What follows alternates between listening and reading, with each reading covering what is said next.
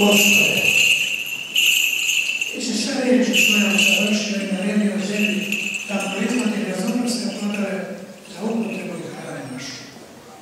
Ti si učinio da su tri mladića i Danilo hranjeni semenjem u Vavilonu bili svetnih lica od onih podegova i raskošća. Ti sam sve blagi care, blagoslovi semena ova sa raznim plodovima i osveti oni koji budu jeli od njih. Jer sluge tvoje prineseš ovu slavu tvoju i čast presvete matere naše paraskeve i u spomen onih koji preminuše u blagočestvu i veri. Ispuni blago sve spasonosne molbe onima koji lepo sprebišćava i spomen vaše i daj da se naslađuju vječni do vlada tvoje. Molitva prešla vladište naše Bogorodice i Krista Dijeve Marije i svete naše petke paraskeve, čiji spomen vaše i svi sveti tvoji. Jer ti blagoslovljaš i osvećuješ sve i sva Bože naš i tebi slavu nosimo, bespočetnom Otcu se rodi tvoje Sinu i presvetli i blagi i životvorni tvoje duhom, sada uvijek i u veku i veku. Gospodi se, Hriste Boža, blagoslovi. Ovaj tribinu ovo, jer se svijet sada uvijek i u veku i vekova. Amen. Slavu tvoju u čast i spomen. Prepodobne matere naše paraskeve prinosite, Gospode, žrtvu ovu. Njenim molitvom primi u nadnebesi svoje žrtvene i spasi dobre duše naše.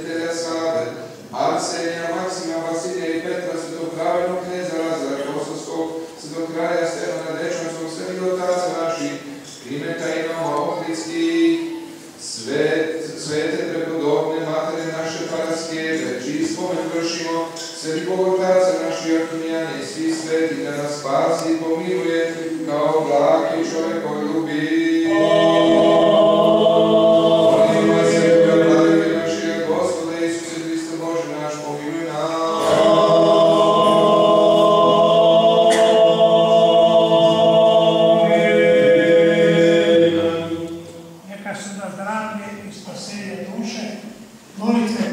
vidjeli danas, braće i sestre. Imali smo danas veliku radost, čast i bogatu duhovnu trpezu. Imali smo zadovoljstvo da našoj liturgiji danas doprinese svojim molitvama preosvećeni naš vladika Andrej, episkop za Austriju i Švajcarsku, sa sedištem u Beču. Došao je da sa nama zajedno podijeli ovu našu radost prazničnu, da se pomoli sa nama, da vidi kako živimo, kako i mi Boga ispovjedemo i sa kakvim se problemima i mi nosimo.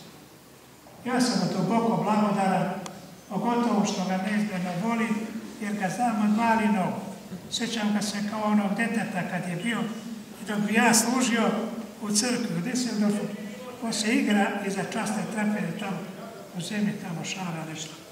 Ali evo vidite kako ga je Bog uzdigao od onog deteta malo da bude veliki pastir crkve Svetoga Save. Kao što rekao, on brine o dušama naših Srba u Austriji i u Švajcarskoj. U dvema zemljama najpunijim naših Srba. I ko od vas bio tamo, on se sjeća, možda ga je vidio, ko bude odlazio tamo imat će zadovoljstvo da ga sretne ili u Beču ili u Ženevi. Ja sam duboko blagodaran prosjeći Vladi što ste došli u našu malu, skromnu sredinu, da svoje molitve poduprete naše molitve koje se u Gospodu Bogu.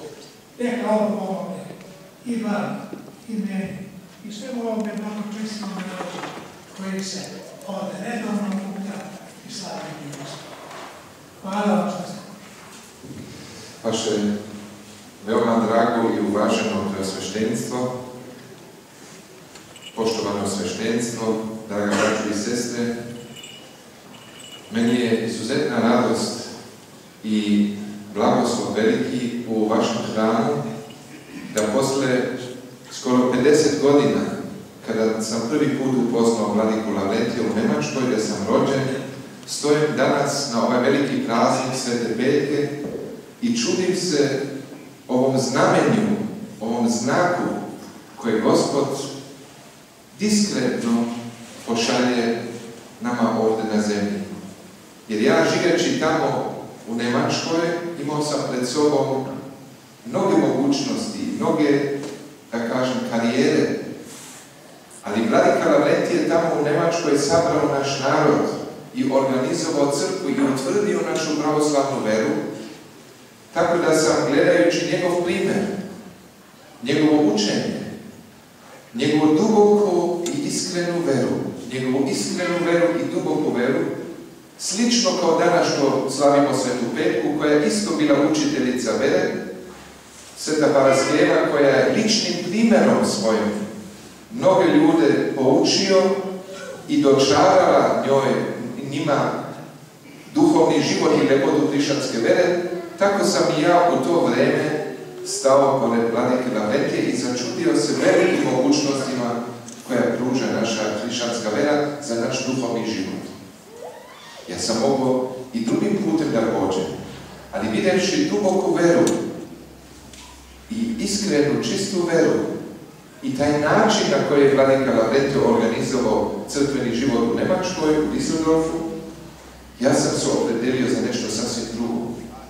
Ja sam pošao duhovnim putem, njegovim blagoslovom sam prvi put posjetio manastir Hilandar na Svetoj gori, cijelu Svetu goru Atonsku, upoznao sam se sa velikim mogućnostima koje naša srpska pravoslavna vera pruža.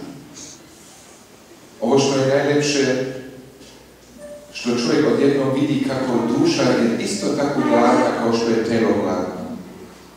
I kako je duša isto traži očišćenje kao što telo traži očišćenje. Kada smo prljavi, kada smo znojavi, šta mi odmah radimo? Tražimo vodu, tražimo sapun, tražimo da se očistimo, jer ne osjećamo se prijatno. Odmah idemo da nađemo sredstva da očistimo naše telo. To isto važi za našu dušu. Onaj ko se odjednom raduje svom duhovnom životu, on osjeća potrebu da i tu nađe sredstava za očišćenje. Sveta Paraskeva, Sveta Petka koju mi danas slavimo, upravo je tako živela, a to sam ja naučio sve od vladike Laurentija, kakva sve sredstva za čišćenje duše postoje u našem životu. I koliko je to bogato, koliko toga nema kraja. I to samo pokazuje kako je duša nešto najvrednije što čovjek nosi u svom životu. Isto to za glad. Kad smo gladni, kad smo žedni, mi hrlimo da nađemo nešto da pojedemo ili nešto da popijemo. Tako isto to biva za dušu. Kad duša odjednom sagledava svoje porekle i svoj značaj, odmah ta duša hrli da potraži sebe duhovnu hranu i duhovno piće. Tako da Sveta Paraskeva je živjela upravo vrlo imućnim životom. Sveta Paraskeva dolazila iz jedne vrlo ugledne i imućne porodice, ali nije imala brata i nije imala sestru, i to bogatstvo koje ona primila od svojih roditelja, kad su oni umrli, ona je to razdala siromasima i izabrala asketski život, život podvižništva. Ona zavolela božansko otkrivenje. Ona je zavolela Gospoda Hrista koga u tropalu opevamo kao ženika njenoga srca. Ona vidjevši samoga Gospoda Isusa Hrista, kakve mogućnosti Gospod Hristos daruje za njen duhovni život, ona je sve ostavila i pošla duhovno njenim putem i začudila se Sveta Paraskeva kakvu duhovnu hranu, kakvo duhovno piće i kakva sve sredstva za duhovno očišćenje naša pravoslavna vera nama pruža. Vi znate, braćo i sestre, da je božansko otkrivenje u Svetom pismu. Postoje Sveto pismo Staroga zaveta i postoje Sveto pismo Novoga zaveta. Kako počinju prve reči u Starom zavetu? Prvi stih ovako glasi: u početku stvori Bog nebo i zemlju. A u Novom zavetu imamo 4 evanđelista, imamo Mateja, imamo Marka, imamo Luku i imamo Jovana. Matej počinje svoje evanđelje rečima rodoslov Gospoda Isusa Hrista. I on govori o Gospodu Hristu i njegovom rodoslovu, njegovom poreklu. Marko, drugi evanđelist, počinje rečima evanđelje Gospoda Isusa Hrista, Sina Božjega. Početak evanđelja Gospoda Isusa Hrista, Sina Božjega. Sveti Luka počinje stihom ovako: pošto su mnogi pokušali da opisuju događaje oko Gospoda Isusa Hrista, evo prihvatih se i ja da napišem događaje koje su ovaj svet oduševili. Međutim, 4. evanđelist, Jovan, počinje svoje evanđelje rečima u početku beše slovo. Za Jovana, za razliku od Mateja, Marka i Luku, jedno je jasno. Kao što u Starom zavetu rečeno u početku stvori Bog nebo i zemlju, zato on kaže u početku beše slovo. Jer za njega Sin Božji Gospod Isus Hristos je onaj od koga mi vodimo naše poreklo. Ako kažemo da je u početku Bog stvorio nebo i zemlju, Hristos je taj koji je stvorio nebo i zemlju. Hristos je ono seme koje je bačeno na ovu zemlju. Hristos je ono seme koje je proizveo bogatstvo i mnoštvo ovoga života. Jovan ima tu perspektivu, on ovako gleda. Kaže, Bože, sve ono što je stvoreno, sve ono što postoji, i njive, i drva, i šume, i ljudi, i gradove, i sela, sve ovo nastalo Gospodom Hristom. I tako je Sveta Petka Paraskeva vidjela da ovo vredi sozrcavati i za to treba živjeti.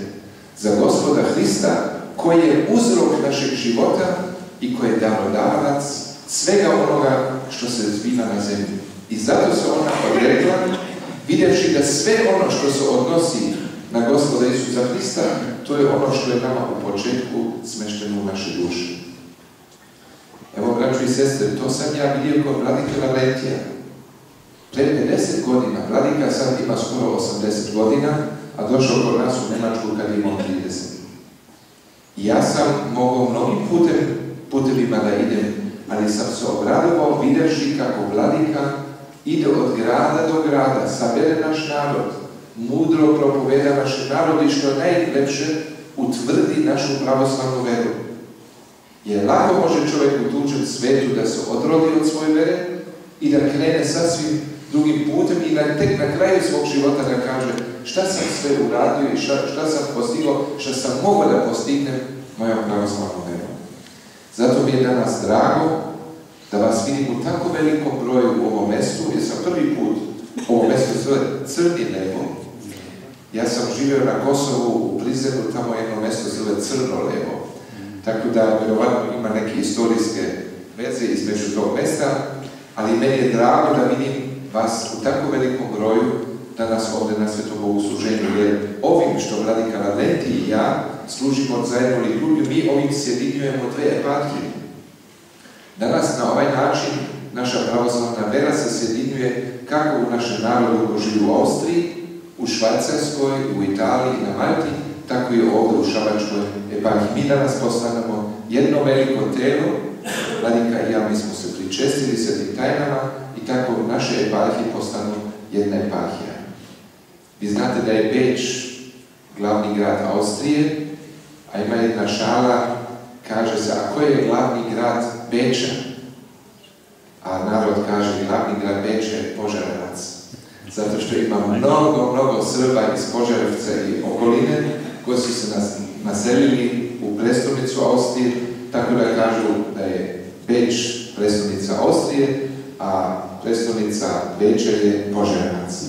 Mnogo je naših naroda tamo i bit će mi drago kad se budem vratio u Beč, da kažem da sam danas na Svetu Paraskevu služio ovom lijepom mjestu u Crni levo i da sam vidio da ste u tako velikom broju došli na bogosluženje. Neka Gospod unese mir u vaše domove, neka vas blagoslovi, neka izobilno izliva svoju ljubav i svoju dobrotu na vas svakda sada i uvek i kroz za svu večnost.